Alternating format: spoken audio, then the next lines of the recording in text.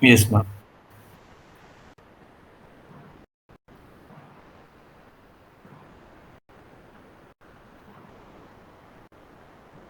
So our next topic is process synchronization. Process के बारे में आपने पढ़ लिया है ना. Program, a program in execution is called process, which consists of its context, its PCB, where it stores all the information about it. ठीक है.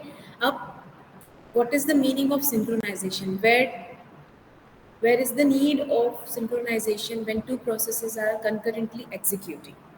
ठीक. So as we have learned that we have concurrent processes. If we have single CPU, single processor, so we have concurrent processes.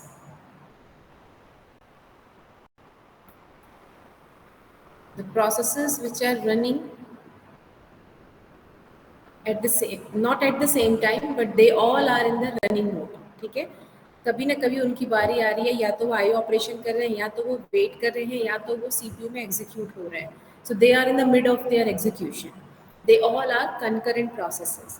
These concurrent processes are these concurrent processes can be divided into two types. Like they can be independent with each other, है ना, independent हो सकते हैं, or they can be cooperating processes or dependent processes. ठीक है. So when do we call it independent? When the processes which cannot be affected or affect any other process running concurrently with it, तो वो independent है. उनका अपना address space है. They are not sharing anything with any other process. They are just running independently. उनका किसी को किसी से कोई मतलब नहीं, किसी भी process से. They are independent process. They are not sharing even a single resource also. But there are some processes which may need to share some information with other processes. You know, they may need to share resources with each other, right? They may create multiple threads. Like if single task is divided into multiple subtasks, each subtask will be care by the thread. ठीक है. तो वो जो threads हैं, they all share the same space. आपको मैंने बताया था थ्रेड में, है ना, code and data will be shared by the, that address space will be shared by the all the threads of a single process, but they may have their own register and stack, right? So they all are known as cooperating processes who can affect or be affected by any other process in the system. They are cooperating processes. ठीक है. So there are two types of concurrent processes: independent and cooperating. Independent are not sharing anything with each other, they are just running independently. And cooperating processes, those who are sharing some resources or the address space, है ना, so they all are known as cooperating processes. Tell me one thing, why do we need this cooperation? Is there a need? Can't we run independent process, all the processes independently?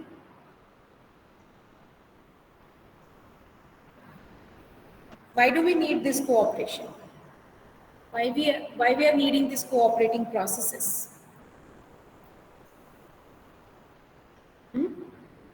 Anyone?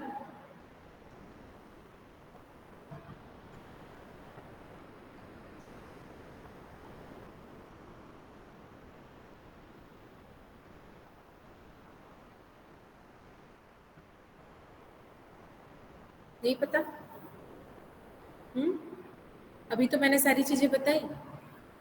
These cooperating processes may need to share information. तो उनको एक दूसरे से बात करनी पड़ेगी, एक दूसरे का एड्रेस स्पेस शेयर करना पड़ेगा, या कुछ ना कुछ शेयरिंग मोड में रखना पड़ेगा, कोऑपरेट करना पड़ेगा. या फिर ऐसा हो सकता है एक प्रोसेस का आउटपुट दूसरे प्रोसेस का इनपुट हो रहा है. ठीक है. तो ऐसे केस में भी they are cooperating. Second process can not be started जब तक पहला प्रोसेस कंप्लीट नहीं हो जाए, राइट? देन अगर मल्टीपल प्रोसेसर्स भी हैं, तो कंप्यूटेशन स्पीड अप करने के लिए आपने उसको मल्टीपल सब टास्क में डिवाइड किया है, so that all the task will be completed parallelly, because we have multiple processor at the same time, ठीक है। तो सभी को छोटे छोटे टास्क दे देंगे तो हमारा 2 मिनट में सारा काम हो जाएगा, राइट। तो कंप्यूटेशन स्पीड बढ़ाने के लिए भी हम प्रोसेसेस को कोऑपरेटिंग बनाते हैं, ठीक। देन मॉड्यूलैरिटी, एक फंक्शन मल्टीपल प्रोसेसेस शेयर कर रहे हैं, आपने उस बस फंक्शन को कॉल किया है, तो वो भी मॉड्यूलैरिटी बनाने में आप कुछ प्रोसेसेस को आपस में कोऑपरेटिंग बना देते हो, क्योंकि one time if that code is executed by some other process, the same time that code cannot be executed by any other process, whether it is user defined function or a built-in function, ठीक है। तो that modularity will be there, क्योंकि हम modular programming करते हैं, but उस modularity की वजह से भी कोऑपरेटिंग प्रोसेसेस क्रिएट होते हैं, ठीक। देन कन्वीनियंस ऑल्सो, क्योंकि अगर आप सेम एड्रेस स्पेस में 2-3 थ्रेड्स लगा दिए, 2-3 processes same address space share कर रहे हैं, जस्ट बाय इंश्योरिंग दैट कि वो एक दूसरे की जगह पे बस ना राइट कर दें, तो ये कन्वीनियंट भी हो जाएगा, कम स्पेस में आप ज़्यादा प्रोसेसेस को रन कर पाओगे, राइट। तो these all are the reason जो हमको which provide an environment that allows process cooperation, ठीक है। तो कॉमन पैराडाइम अगर हम समझे कोऑपरेटिंग प्रोसेसेस का, तो एक सिंपल सा एग्जांपल जो हर एक ऑपरेटिंग सिस्टम का कंसेप्ट बताने वाला आपको बताएगा, that is producer consumer problem, ठीक है। It is producer consumer problem.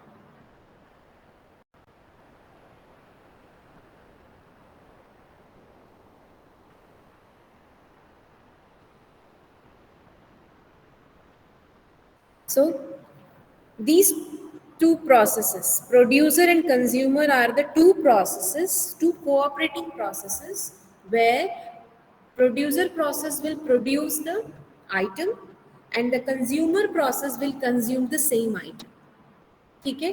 Because they are cooperating processes, they may be, मतलब जहां भी वो डेटा स्टोर करेंगे प्रोड्यूस करके, that data may be provided by the operating system, है ना। आई मीन जिस जगह पर वो डेटा स्टोर करने वाले हैं मेमोरी में, उस जगह पे दोनों ही प्रोसेस एक्सेस करने वाले हैं। प्रोड्यूसर आइटम स्टोर करने के लिए एक्सेस करेगा, कंज्यूमर उसको कंज्यूम करने के लिए एक्सेस करेगा।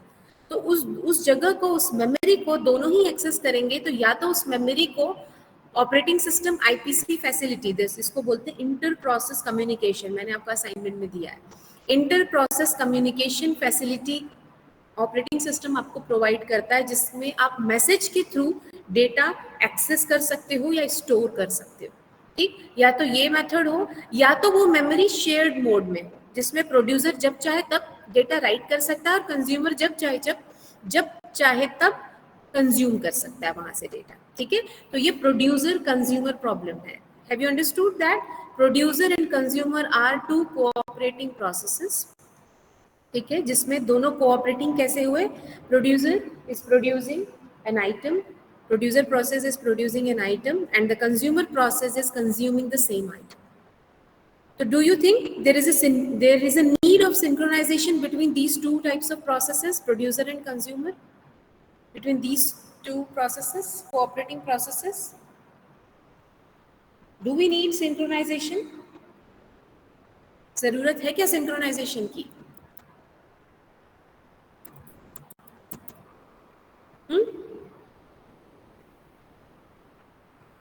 कोई कुछ बोल क्यों नहीं रहा है? आर यू ऑल हियर और जस्ट लॉग्ड इन?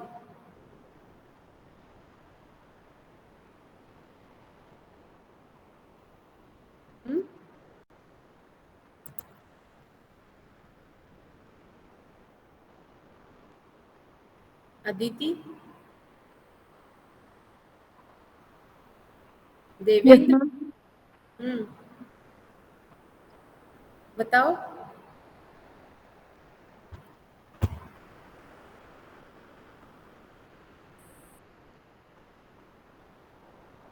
सिंक्रोनाइजेशन की जरूरत है कि नहीं? यस और नो?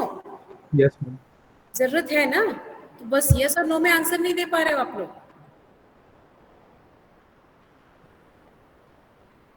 हर्ष, नेताम, उमेश, सब सुन रहे हो तो बोल क्यों नहीं रहे हो आप लोग?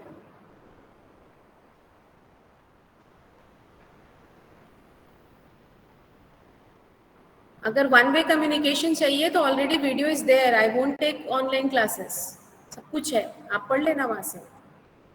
Why am wasting time?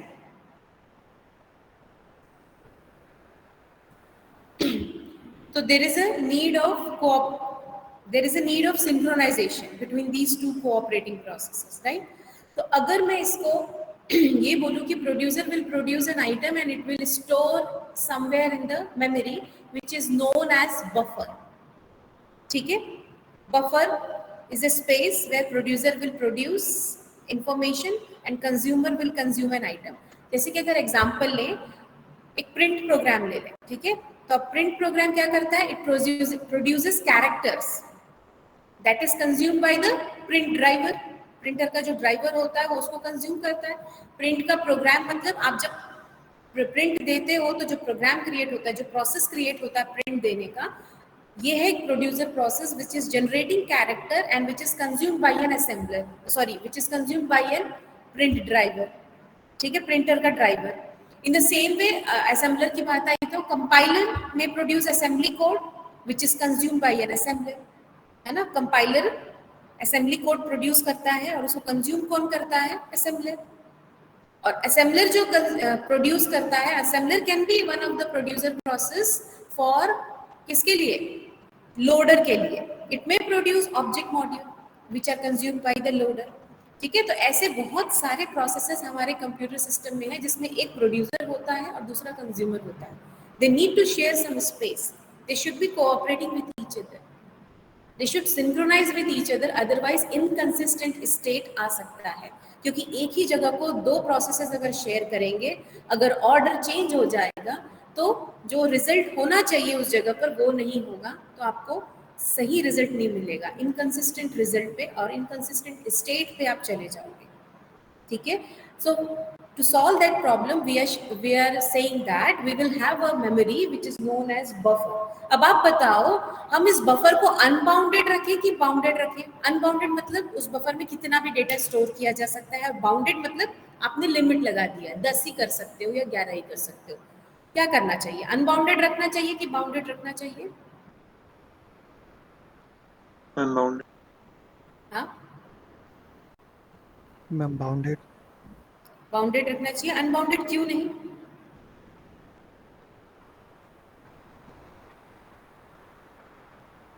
See the unbounded limited storage buffer. होगा. हाँ, लिमिटेड स्टोरेज. हाँ, ऑब्वियसली बाउंडेड बफर होगा तो लिमिटेड स्टोरेज होगा, फिक्स्ड बफर साइज होगा. बट देखो क्या हो रहा है, दोनों प्रोसेसेस को अगर आप अनबाउंडेड बफर दे देते हो तो प्रोड्यूसर के पास तो कोई लिमिट ही नहीं है. वो जितना चाहे उतना प्रोड्यूस कर सकता है, वेट नहीं करेगा कि बफर फुल हो गया मुझे वेट करना है, उसको उसके पास कोई लिमिट नहीं है. ठीक है, ठीक. Consumer may have to wait for new item, but there is no limit on the producer process. Producer can always produce new items. But if we go for bounded buffer producer consumer problem, then fixed buffer size होगा. तो दोनों के ऊपर limit आप लगा सकते हो. Consumer must wait if the buffer is empty and the producer must wait if the buffer is full. ठीक है, आप दोनों के ऊपर आप लिमिट लगा दियो. तो हम पहले bounded buffer producer consumer problem देखते हैं. We should go for bounded buffer कि आप जितना चाहिए उसे थोड़ा ज्यादा हमको दे दो, ताकि उस बफर को जैसे ही कंज्यूम हो जाए, जैसे ही वो खाली हो तो प्रोड्यूसर फिर से प्रोड्यूस कर ले. क्योंकि कंज्यूमर का जो स्पीड है, सी दो प्रोसेसेस कोऑपरेटिंग है, सिंक्रोनाइजेशन में स्पीड भी आता है. लाइक नेटवर्क में सेंडर अगर सेंड करता जाएगा डेटा, तो अगर दोनों के बीच में आप बहुत ही लो स्पीड का रिसीवर यूज कर रहे हो, जो भी आपके पास सिस्टम है वो लो स्पीड में काम कर रहा है, या आपका इंटरनेट का स्पीड लो है, तो उसमें जो प्रोटोकॉल्स रन हो रहे होंगे उनकी स्पीड भी स्लो हो जाएगी.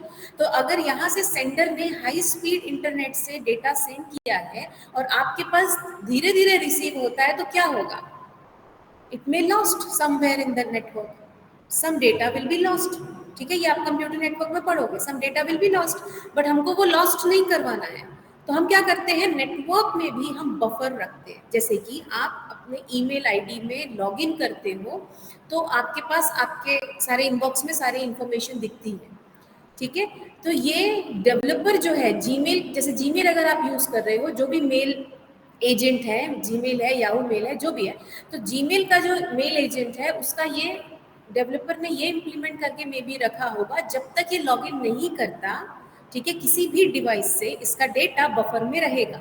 जैसे ही ये लॉग्ड इन होगा, everything will be fetch to their inbox, ठीक है। और may be one copy will be there in the mail agent, mail agent के पास हो। जब आप यहाँ से डिलीट करते हो तब वो कॉपी डिलीट होती है, ठीक। तो वो आपके साथ सिंक्रोनाइजेशन रख रहा है, आप मोबाइल से भी देखते हो, आप सिस्टम से भी देखते हो।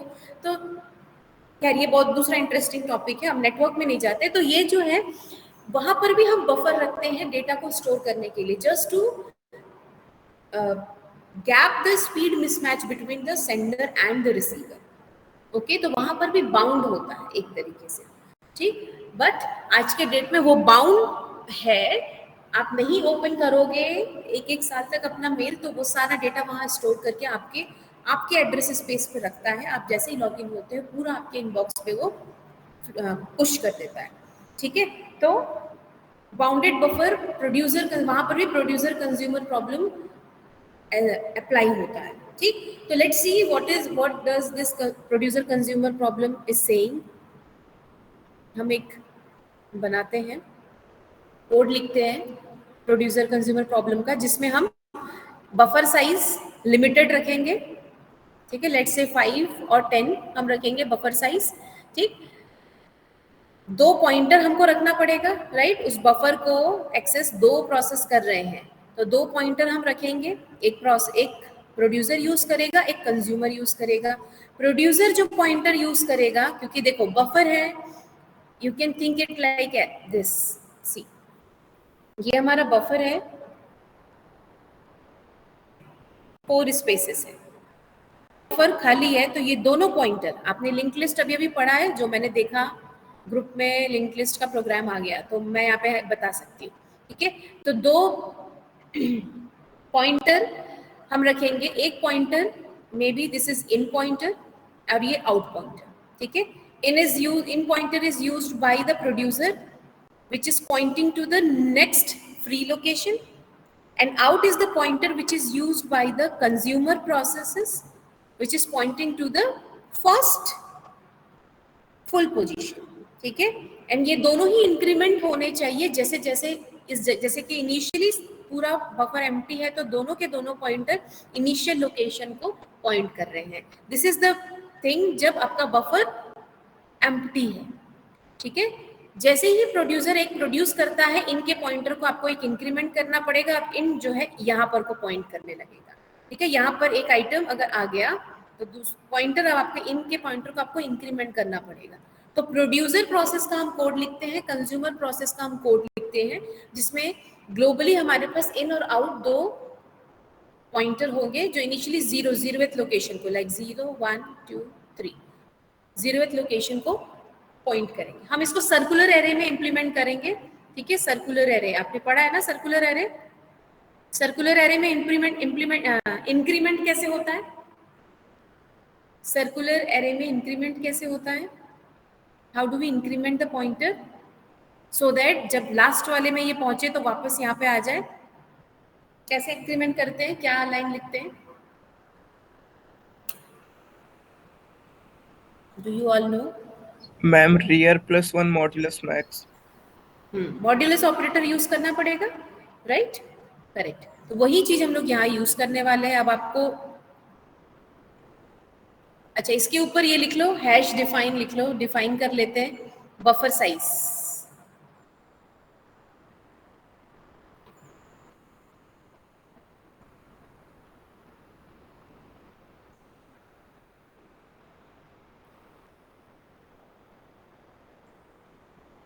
बफर साइज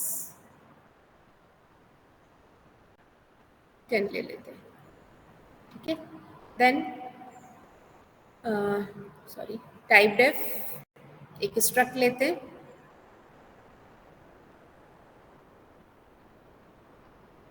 जिसमें हम जितनी भी चीज़ों की ज़रूरत है वो बताएंगे, और हर एक आइटम चाहे उसमें जो भी इंफॉर्मेशन हो, उससे रिलेटेड जो भी इंफॉर्मेशन है हम इस स्ट्रक्चर में बताएंगे. And will have array of item data type का. ये आपने डेटा टाइप बना लिया आइटम का. आइटम डेटा टाइप का बफर होगा जिसका साइज है ना, ये 10 है तो 10 साइज का. मैं यहाँ n लिख दे रही हूँ. 2 इंटीजर पॉइंटर हम ले रहे हैं, इन इक्वल टू 0, ठीक है, आउट इक्वल टू 0. ठीक. अब हम प्रोड्यूसर का कोड लिखते हैं एंड कंज्यूमर का कोड लिखते हैं. ठीक. तो प्रोड्यूसर के कोड में क्या होगा, सी.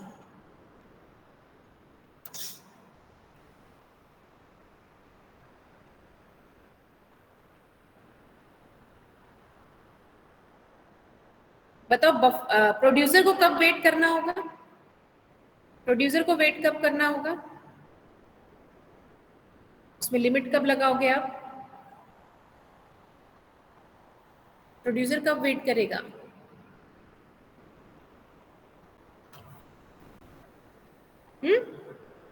प्रोड्यूसर प्रोसेस वेट कब करेगा if you have bounded buffer. हम जब पूरा बफर भरा हो.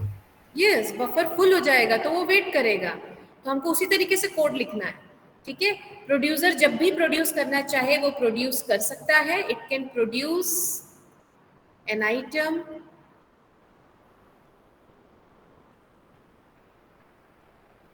इन नेक्स्ट प्रोड्यूस करके हम एक नेक्स्ट प्रोड्यूस करके हम एक वेरिएबल ले लेते हैं, उसमें ये प्रोड्यूस करेगा हर समय. ठीक है. तो सबसे पहला कंडीशन क्या, जैसे ही वो प्रोड्यूस करना चाहे तो हमको सबसे पहले क्या देखना पड़ेगा, हमको ये देखना पड़ेगा कहीं बफर फुल तो नहीं है. बफर फुल की कंडीशन पहले चेक करनी पड़ेगी. राइट. तो मैंने क्या किया, इनके पॉइंटर को इंक्रीमेंट किया, बफर साइज से उसको मॉड्यूलस किया, है ना. अगर इट इज इक्वल टू क्या बताओ, इनको इंक्रीमेंट किए बफर साइज से, क्या कंडीशन आएगी जब आपका बफर फुल हो जाएगा. बफर फुल की कंडीशन को कैसे लिखेंगे, buffer size -1. Buffer size -1 full की कंडीशन में यही लिख देंगे.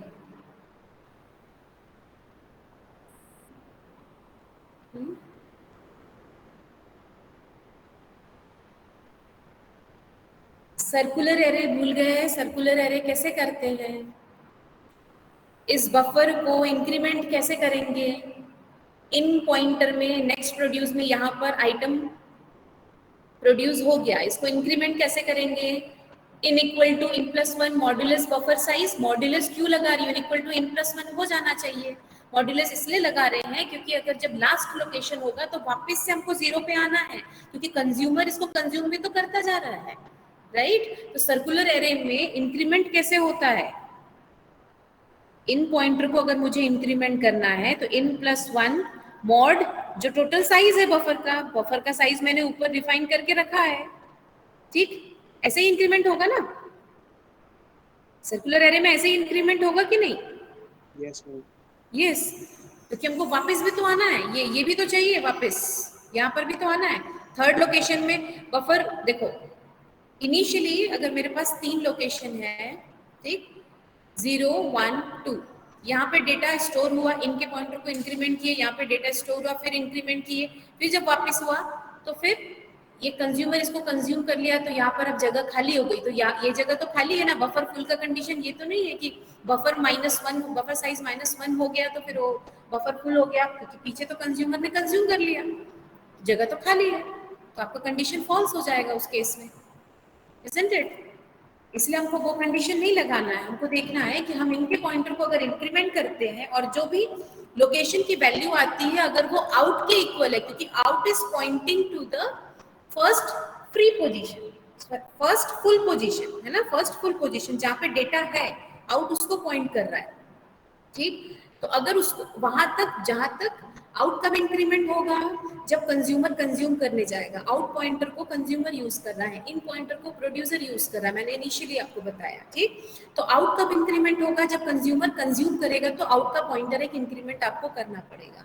राइट। तो डेफिनेटली आप ये एक ऐसा कंडीशन है जब बफर का साइज फुल है। अगर ऐसा सिचुएशन बनता है देन डू नथिंग। देखो ये वाइल के आगे अगर मैं सेमीकोलन लगा दूं इसका क्या मतलब है बताओ? वाइल के आगे अगर सेमीकोलन लगा दूं इसका क्या मतलब है? वाइल टर्मिनेट हो जाएगा, टर्मिनेट हो जाएगा। है ना? तब जो वाइल लूप है वो टर्मिनेट हो जाएगा। नहीं होगा terminate. While is a loop. जब तक ये कंडीशन ट्रू होगी, अगर ये कंडीशन ट्रू हुई तो ये लूप चलता ही रहेगा। क्या हो रहा है, आपने कंडीशन लगाई, वाइल लूप में कंडीशन लगाई, ठीक है। कंडीशन लगाने के बाद कंडीशन ट्रू हो गई।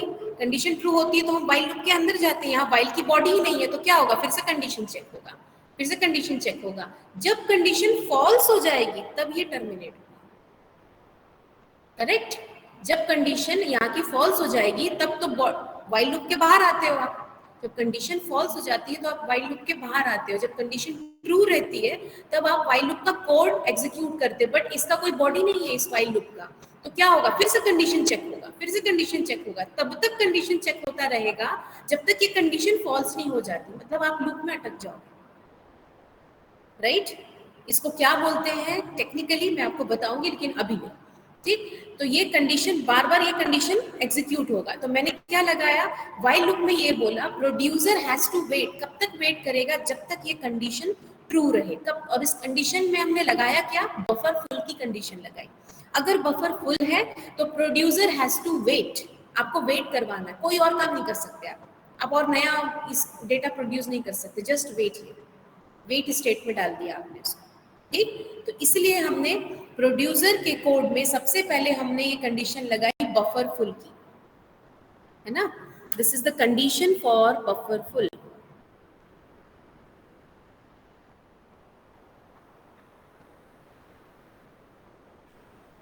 ठीक है। तो बफर फुल है तो प्रोड्यूसर को वेट करना। ये लाइन किसको किसको नहीं समझ में आई मुझे बताइए।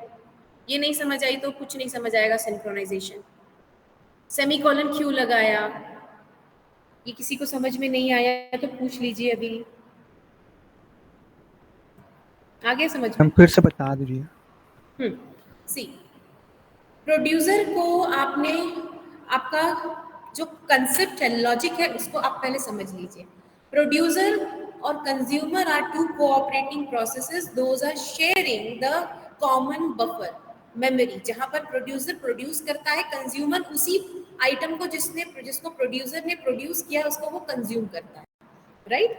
तो अब इस बफर को मुझे सिंक्रोनाइज करना पड़ेगा। ऐसा ना हो कि producer is trying to produce an item when there is no space in the buffer. तो वो जो भी डेटा प्रोड्यूस करेगा वो सब लॉस्ट होता चला जाएगा। And consumer is trying to consume an item which has not been produced yet. ऐसा भी हो सकता है।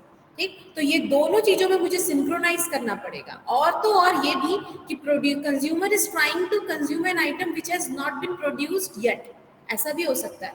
या फिर प्रोड्यूसर प्रोड्यूस ही कर रहा है, कंज्यूमर उसी समय उसको कंज्यूम कर लिया, कुछ भी प्रॉब्लम हो सकती है। तो इन सारे सिचुएशन में you need to synchronise these two cooperating processes. तो मैंने बोला कि we will have bounded buffer. Bounded buffer मतलब बफर का साइज हम लिमिटेड रखेंगे। क्यों?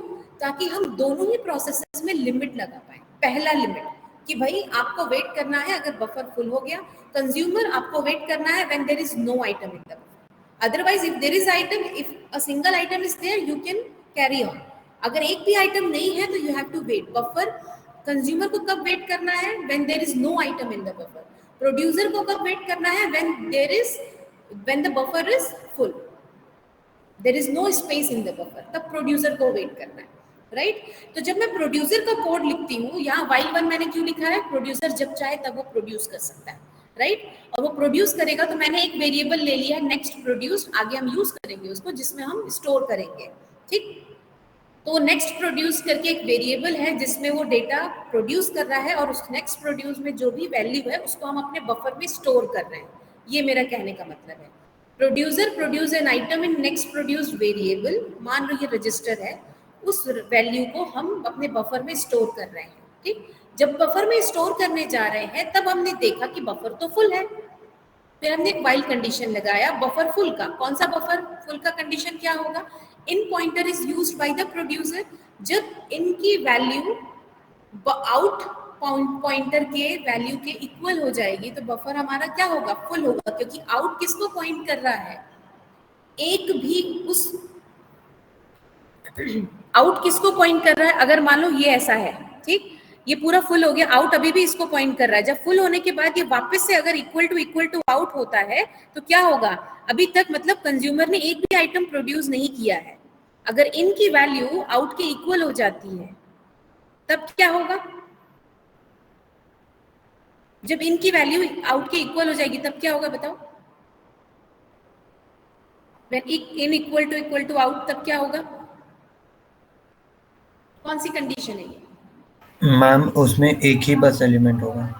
एक भी एलिमेंट नहीं होगा। इनिशियल देखो, इनिशियल में in and out are pointing to the same location when there is no item in the buffer. जब एक आइटम होगा तो इनकी वैल्यू तो एक इंक्रीमेंट हो गई होगी ना, because in is pointing to the next free location. In अगर यहीं पर पॉइंट करता रहेगा तो प्रोड्यूसर क्या पहले प्रोड्यूस करने के पहले इंक्रीमेंट करेगा, फिर प्रोड्यूस करेगा, कि वो वही प्रोड्यूस करेगा जहां पे बफर में जगह है। तो once you have, let me write the code first, आप लोग कंफ्यूज हो जाओगे, ठीक है? तो ये एक लिखा है, देन बफर इन, ये बफर फुल में आपको वेट कराना है। तो मैंने क्या लिखा? बफर इन में इन जिसको भी पॉइंट कर रहा है, बफर का इन पॉइंटर जिसको भी पॉइंट कर रहा है, उस लोकेशन में मैं नेक्स्ट प्रोड्यूस में जो भी वैल्यू है उसको मैं स्टोर कर दूंगी और इन पॉइंटर को एक इंक्रीमेंट कर दूंगी। इंक्रीमेंट कैसे करूंगी? In equal to in plus one mod buffer size, isn't it? ये मेरे प्रोड्यूसर का कोड है, सी। तो ये दोनों लाइन कब एग्जीक्यूट होगी? When there is space in the buffer, when in is pointing to the free location, if in is pointing to the location which is pointed by the out also. मतलब अभी तक वो item consume ही नहीं हुआ है, अगर वो उसको पॉइंट कर रहा है, इसका मतलब अगर मैं इनको एक इंक्रीमेंट करती हूँ और बफर साइज से मॉड्यूलस करती हूँ और वो जो वैल्यू है वो आउट के इक्वल आ जाती है, इसका मतलब क्या? कि दोनों ही लोकेशन सेम हो गए हैं, इसका मतलब सेम हो जाएंगे। इसका मतलब आउट अभी तक इंक्रीमेंट नहीं हुआ है, आउट कंज्यूमर अभी तक कंज्यूम नहीं किया है, कंज्यूम जैसे ही होगा तो वो इंक्रीमेंट होगा, आउट अभी भी वही है, राइट? अगर यहाँ पर पॉइंट है इनमें, ठीक, और ये डेटा ऑलमोस्ट फिल है, तो जब नेक्स्ट इन पॉइंट करने, इन प्रोड्यूसर प्रोड्यूस करने जाएगा तो नेक्स्ट फ्री लोकेशन फुल दिखाएगा। तब प्रोड्यूसर को हमारे प्रोड्यूसर को क्या करना पड़ेगा? वेट करना पड़ेगा। इसलिए हमने सबसे पहले बफर फुल की कंडीशन लगाई, जिसमें हमने चेक किया क्या इन आउट को तो पॉइंट नहीं करने लगा।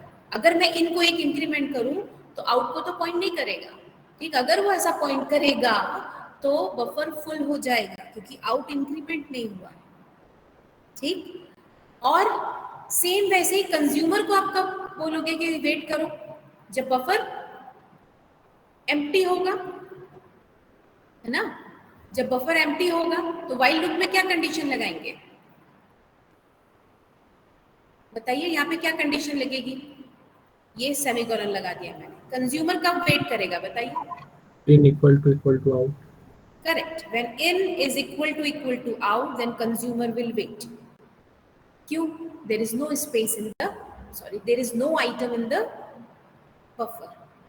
तो कंज्यूमर को वेट करना है। आउट जो है कंज्यूमर यूज कर रहा है, इन जो है प्रोड्यूसर यूज कर रहा है। All the subjects are connected. अगर आप डेटा स्ट्रक्चर ठीक से नहीं पढ़ेंगे ऑपरेटिंग सिस्टम समझ नहीं आएगा, ठीक है? तो आप सब्जेक्ट्स को ध्यान से पढ़िए, जब चीज जो जहां समझना है वहीं पर क्लियर कर लीजिए, ठीक? इन इज इक्वल टू आउट, और फिर इसका कोड क्या? तब तक इसको वेट कराओ, और जैसे ही ऐसा नहीं होता है तो ये कंडीशन फॉल्स हो जाएगी। कंज्यूमर जो यहाँ पर वेट कर रहा था कंज्यूम करने के लिए, उसको मिल गया एक नया आइटम। जैसे ही एक नया आइटम आएगा तो इनकी वैल्यू इंक्रीमेंट हो जाएगी, फिर ये कंडीशन फॉल्स हो जाएगी। मतलब एक नया आइटम आ गया है तो उसको कंज्यूम कर ले। कंज्यूम कैसे करेंगे? इन द सेम वे हम एक वेरिएबल में हम कंज्यूम बफर आउट,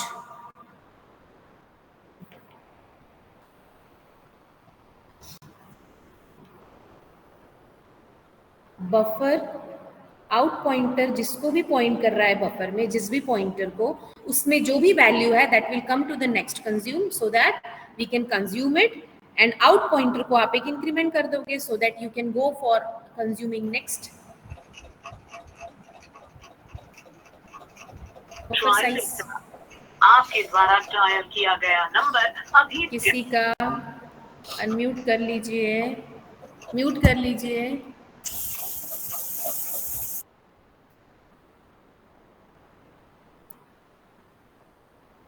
ठीक है, ये हो गया। हियर द कंज्यूमर, यहाँ पर जो है कंज्यूमर आपका will consume the item from next consumed.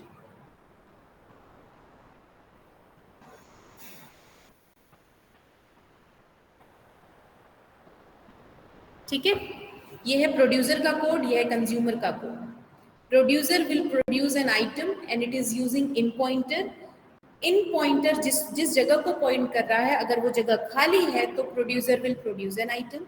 Producer has to wait अगर there is no space in the buffer, इसलिए हम लोग इनिशियली वो कंडीशन चेक करके देख ले रहे हैं। Before producing next item we are checking is there, क्या बफर फुल तो नहीं है।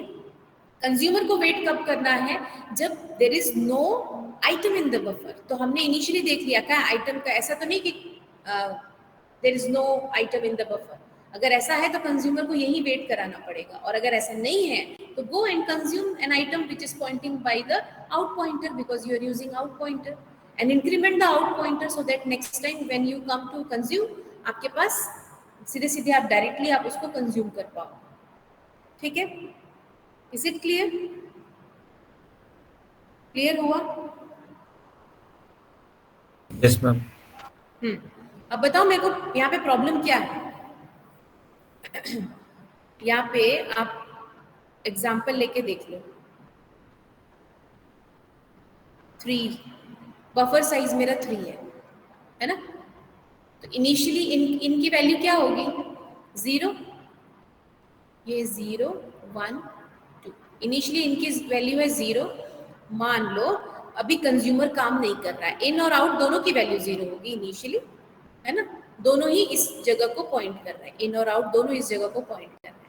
अब इन प्रोड्यूसर आता है प्रोड्यूस करने के लिए, चेक करता है while in plus 1, in plus 1 मतलब 1 mod 3, बफर साइज 3 है ना, तो 1 mod इन प्लस 1, ध्यान से देखना मैं एग्जांपल से समझा रही हूँ।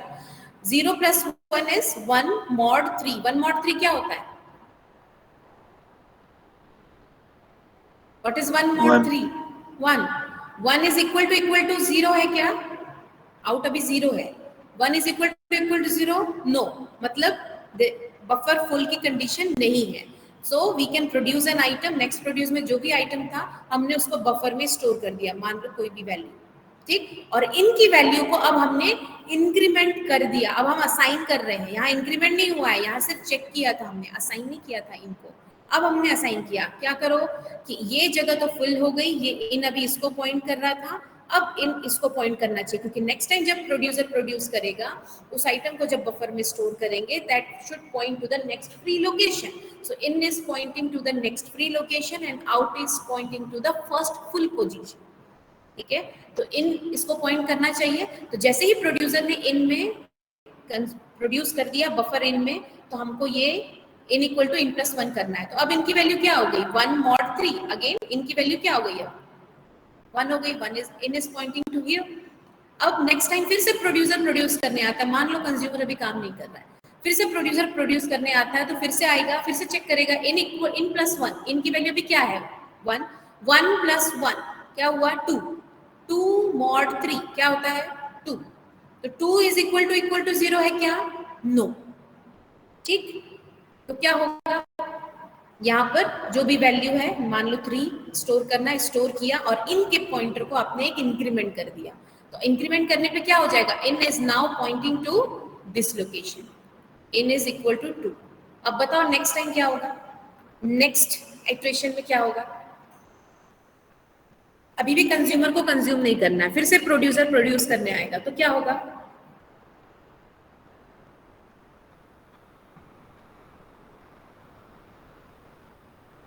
बताइए।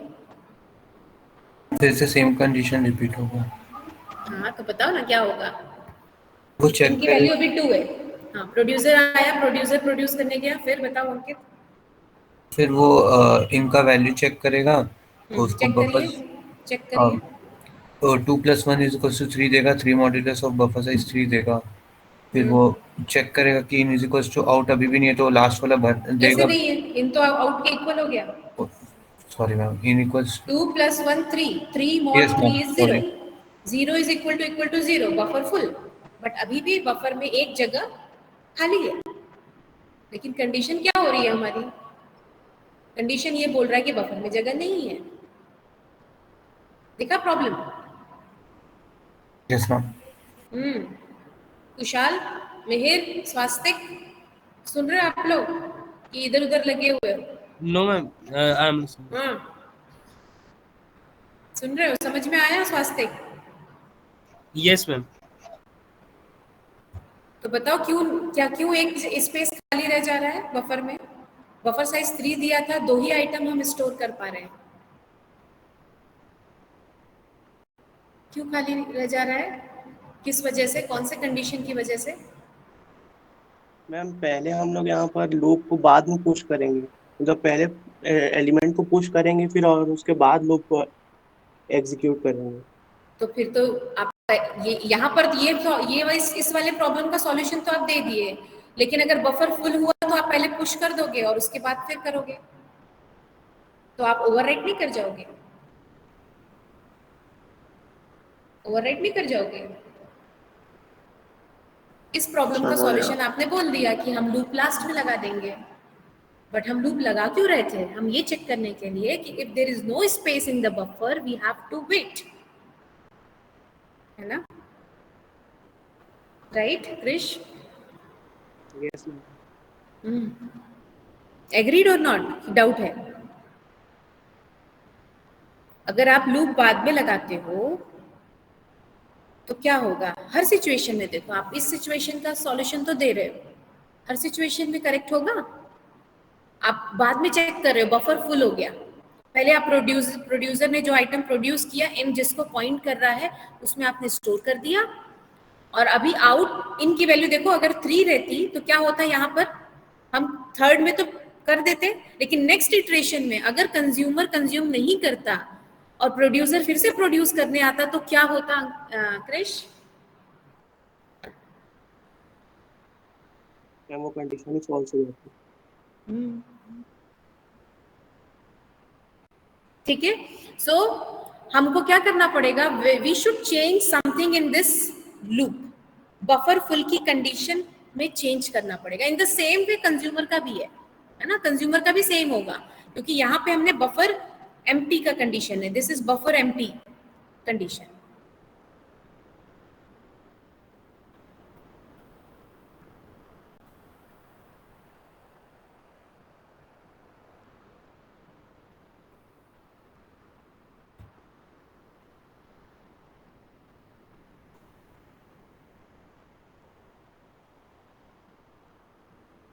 ठीक है, तो हम क्या करें बताइए, किसी के पास कुछ सॉल्यूशन है?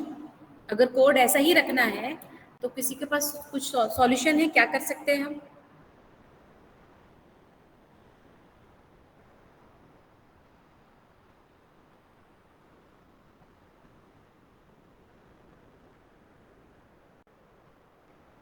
आप होते तो आप कैसे बनाते हैं इस प्रॉब्लम को?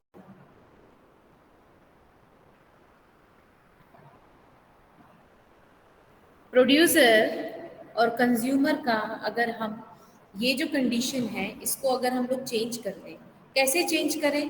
Can we have one integer variable जिसकी वैल्यू तब इंक्रीमेंट होगी जब प्रोड्यूसर प्रोड्यूस करेगा, we will decrement that value when consumer will consume an item.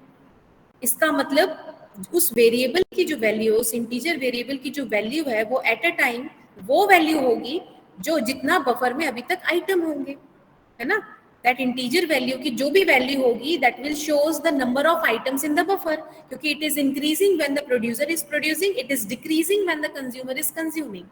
तो एट अ टाइम अगर बफर की वैल्यू 3 है, उस इंटीजर वेरिएबल की वैल्यू 3 है, इसका मतलब 3 items are there in the buffer, right? तो जब उस इंटीजर वेरिएबल की वैल्यू बफर साइज के इक्वल हो जाए तब हम बोल दें कि बफर फुल है, और जब उस इंटीजर वेरिएबल की वैल्यू बफर साइज जब उस इंटीजर वेरिएबल की वैल्यू 0 हो जाए तो हम बोल दें बफर एम्प्टी है। कर सकते हैं ना ऐसा? इससे हमारा तीनों का तीनों जो स्पेस है वो फिल हो जाएगा। हमारा बफर साइज -1 वैल्यू हम बस स्टोर कर पा रहे हैं बाउंडेड बफर सॉल्यूशन में। हमने 3 रखा था बफर का साइज और हम सिर्फ 2 आइटम ही स्टोर कर पा रहे हैं। To store all the 3 items in the buffer we can give this solution by having a integer variable, isn't it? इसका डुप्लीकेट बना सकते हैं क्या? किसी को मालूम है इसमें कर सकते हैं क्या? स्लाइड का डुप्लीकेट साइड्स में कैसे बनता है?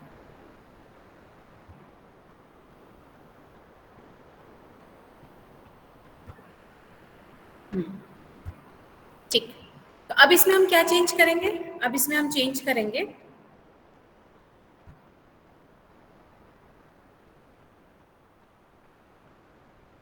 इस जगह पे, और कुछ ऐड भी करना पड़ेगा यहाँ पर भी इस जगह पे, राइट?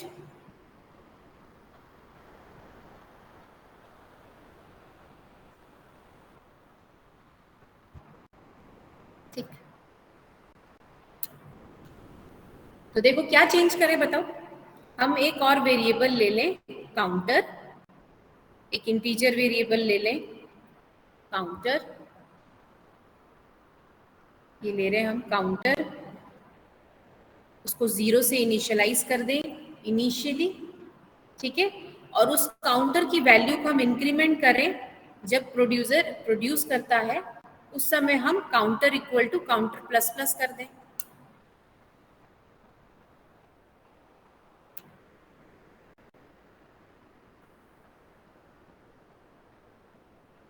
काउंटर प्लस प्लस कर दें और यहाँ और फिर क्लोज करें प्रोड्यूसर का कोड, ठीक है? और इन the same way here counter minus minus कर दें, है ना? यहाँ पे कंडीशन क्या लगाएंगे? बफर फुल की कंडीशन क्या लगाएंगे? बफर फुल की कंडीशन क्या लगाएंगे? कब वेट करना है प्रोड्यूसर को? जब काउंटर की वैल्यू क्या हो जाए? बफर साइज की, यस, बफर साइज के इक्वल हो जाए, मतलब there is no space in the buffer, simplest one. और ये बफर एम्प्टी इक्वल टू 0, तब ये वेट करें। वेट की कंडीशन हमने लगाई, producer has to wait when the counter value is equal to buffer size, जो भी आपने बफर साइज ऊपर रखा है, ठीक? अगर उसकी इक्वल है तो आपको वेट करना है। और कंज्यूमर हैज टू वेट जब when there is no item in the buffer. कब होगा? जब काउंटर की वैल्यू 0 होगी। And we are incrementing the counter variable value जब प्रोड्यूसर प्रोड्यूस कर रहा है, और we are decrementing the value when consumer is consuming an item, ठीक? Is it fine now? देखो अब एक बार उसी 3 बफर साइज के साथ करके। प्रोड्यूसर प्रोड्यूस करने आया, इनकी वैल्यू 0 थी, उसने यहाँ पे प्रोड्यूस किया, इनकी वैल्यू को एक इंक्रीमेंट किया, तो इन इज नाउ 1, और काउंटर की वैल्यू यहाँ पर क्या हो गई? 1। So that means eight a time the value of counter variable क्या बताता है कि कितने आइटम है बफर में। तो अभी एक ही आइटम है, यस इट इज ट्रू, ठीक? फिर अगर कंज्यूमर, अभी कंज्यूमर को छोड़ दो, सिर्फ प्रोड्यूसर आता है, तो अभी in is pointing to 1, counter is equal to buffer size, no, ठीक है? हम प्रोड्यूस कर सकते हैं। कहाँ पर? इन जिसको पॉइंट कर रहा है, इनकी वैल्यू है 1 में हमने प्रोड्यूस कर दिया, इनकी वैल्यू को एक इंक्रीमेंट कर दिया, इन अब पॉइंट कर रहा है 2 को, और काउंटर की वैल्यू को भी एक इंक्रीमेंट कर दिया, because we are having 2 items now in the buffer, ठीक? अब अगर फिर से प्रोड्यूसर प्रोड्यूस करने आता है तो क्या चेक करेगा? Counter is equal to buffer size, no, 2 is not equal to 3, तो मतलब there is space in the buffer. Producer फिर से प्रोड्यूस कर लेगा, इनकी वैल्यू को इंक्रीमेंट करेगा। अब जब इंक्रीमेंट करेगा तो क्या होगा? इन किसको पॉइंट करेगा? बताओ, इनकी वैल्यू क्या हो जाएगी? यहाँ पर प्रोड्यूसर ने मान लो प्रोड्यूस कर दिया, अब क्या होगा इनका वैल्यू, यहाँ पर जैसे ही प्रोड्यूस कर दिया फिर इनको इंक्रीमेंट करेगा तो इनकी वैल्यू क्या हो जाएगी, जीरो आ जाएगी वापस। जीरो हो जाएगी ऑब्वियसली। इन इक्वल टू 2 है, ये 2 है, 2 + 1 3 मॉड 3 तो 0 होता है ना।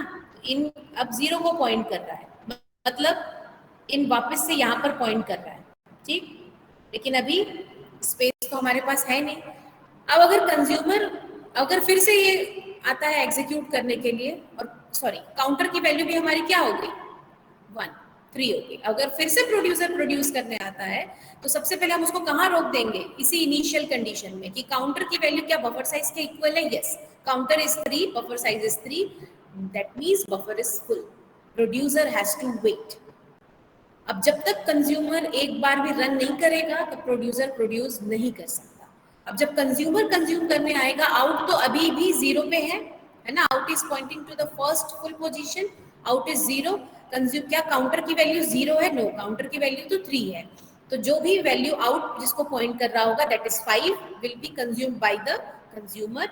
आउट की वैल्यू को, आउट पॉइंटर को एक इंक्रीमेंट कर दिया, out is now pointing to 1th position, out की वैल्यू अब हो गई 1 एंड काउंटर की वैल्यू को आपने एक डिक्रीमेंट कर दिया, मतलब ये अब हो गई 3 से 2, दैट मींस अब नाउ 2 आइटम्स है, 3 और 2 बस बचे हैं, 5 की जगह अब खाली है, ठीक है। अब अगर प्रोड्यूसर आता है तो सी क्या चेक करेगा, क्या counter equal to buffer size है, नहीं है, या फिर अगर प्रोड्यूसर ये कंडीशन और ये यहाँ कर रहा है, आफ्टर सम टाइम इस करोगे प्रोड्यूसर कंप्यूट करना है, एक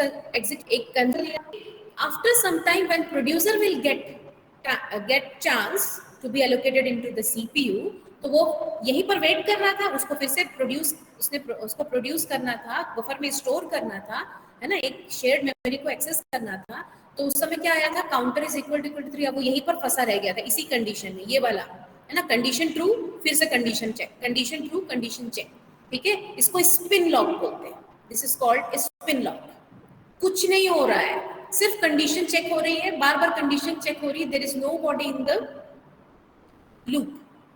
तो इस केस में स्पिन लॉक इसलिए बोलते हैं कि we are wasting the CPU cycle just by checking the condition which is always true. तो सीपीयू बार बार, अगर आप इस प्रोसेस को जब भी बोलते हैं कि अगर ऐसी कंडीशन में कोई प्रोसेस आए तो it's better to make it on up mode और इन स्लीप मोड, क्योंकि वो हम बार बार रेडी क्यू में जाएगा, फिर से सेलेक्ट होगा, फिर से सीपीयू में आएगा और फिर से हमारे प्रोसेसर का सीपीयू साइकिल खाएगा। तो इट्स बेटर कि इनको स्लीप मोड में डाल दे और इनको वेकअप तब करें जब उसका कंडीशन जो है ट्रू हो जाए, तब हम उसको वेकअप करें। तो ऐसा कंडीशन होना चाहिए प्रोड्यूसर कंज्यूमर कोड में। Okay, this is called spin lock. ये हम फिर से इसको बताऊंगी मैं, ठीक है, this is called spin lock. तो have you understood this thing? अब आज हमने ये क्या देखा, what are the cooperating processes with an example of bounded producer consumer problem. हमने पहले उसको एक तरीके से सॉल्व किया जिसमें देखा कि बफर साइज -1 आइटम्स आ रहे थे, then we solved it using another method जिसमें हमने एक इंटीजर वेरिएबल लिया और उसके बेसिस पे हमने सॉल्व किया, तब हम पूरे बफर को फिल कर पा रहे थे, ठीक। अब यहाँ से प्रॉब्लम मैं क्रिएट करूंगी कि कैसे अब ये जो काउंटर आपने लिया है ये प्रॉब्लम क्रिएट करेगा। आपको कोई प्रॉब्लम नहीं दिख रही है ना, कि किसी को दिख रही है कोई प्रॉब्लम? बताओ, कोऑपरेशन में कोई प्रॉब्लम दिख रही है?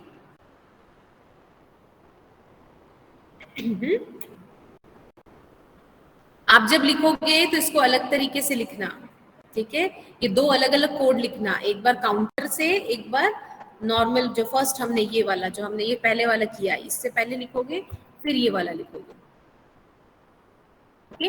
तो देखो आपने ये जो काउंटर प्लस प्लस तो कर दिया है, काउंटर प्लस प्लस, और ये काउंट माइनस माइनस, ठीक। मैं बस कोड लिखती हूँ, आप लोग सोच के आना कि क्या प्रॉब्लम हो सकती है। ये जो काउंटर प्लस प्लस है ना, how this is implemented, counter plus plus आपने लिखा जो ये इंक्रीमेंट ऑपरेटर, ये जब आपका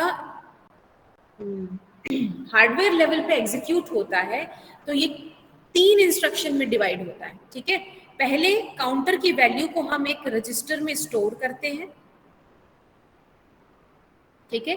देन इस रजिस्टर की वैल्यू को हम इंक्रीमेंट करते हैं, and then again we store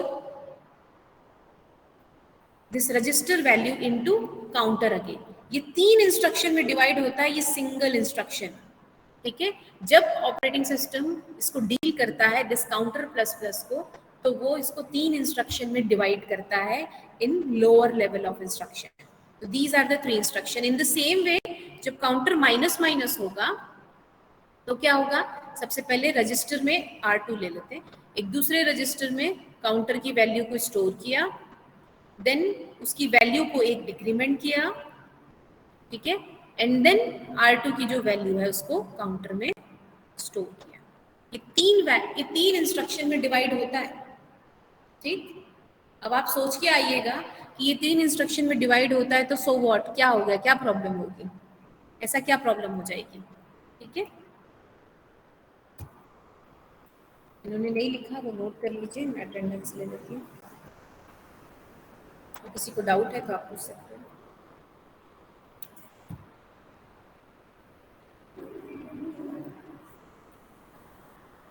this is the very, I should say कि थोड़ा सा कॉम्प्लेक्स टॉपिक है ऑपरेटिंग सिस्टम का, ठीक है, थोड़ा सा कॉम्प्लेक्स लगेगा, बट अगर एक बार आपने इसको पढ़ लिया है ना, एक बार आपको समझ में आ गया तो इसका कोई भी क्वेश्चन आ जाए आप बहुत आसानी से बना सकते हो, सिर्फ लॉजिक और कंसेप्ट समझने की देरी है, ठीक।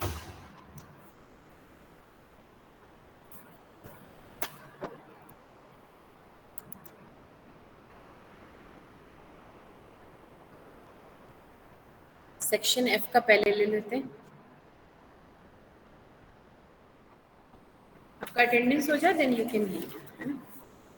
सेक्शन F, आज डेट क्या है, 23। हाँ बताइए, सेक्शन F में roll number 2 Abhishek Ghosh not present, Abhishek Madhukar, yes ma'am. Abhishek Tirkey, present ma'am. Next Aman, present ma'am. फिर कौन है, Aman, ma'am. Ankit, yes ma'am. क्यों नहीं बोल रहे हो अभिषेक, तुम हर दिन तो बोलते हो। Roll number 21, present ma'am. 22, 22, 25, present ma'am. then next present ma'am. 26। 26, 27, 29, present ma'am. 26, 27, 29, okay, 29, yes ma'am. 31, present ma'am. 34, Navneet, 36, present ma'am. 38, Rajat present Nayak, ma'am. 38। 39, present 42, ma'am. 42, present ma'am.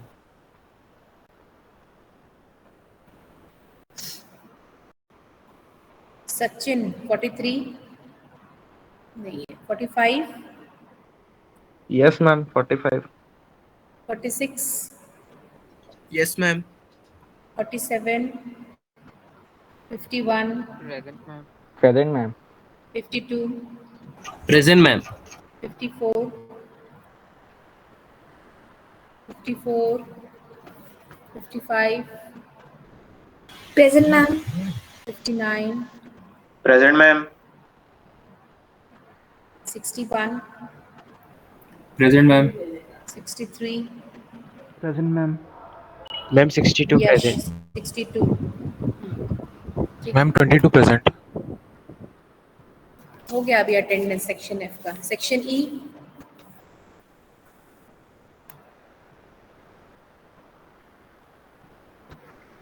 और विरल तुमने अपना सेक्शन क्यों नहीं लिखा है? मैम अपने नेम में हम्म, मैम मैं चेंज कर लूंगा, मैं देखा नहीं था। 16. Yes ma'am. E1 ठीक है। Present, ma'am. आदित्य प्रेजेंट है। Yes, ma'am. Then next 3, Present, ma'am. 5, Present, ma'am. 6, present ma'am.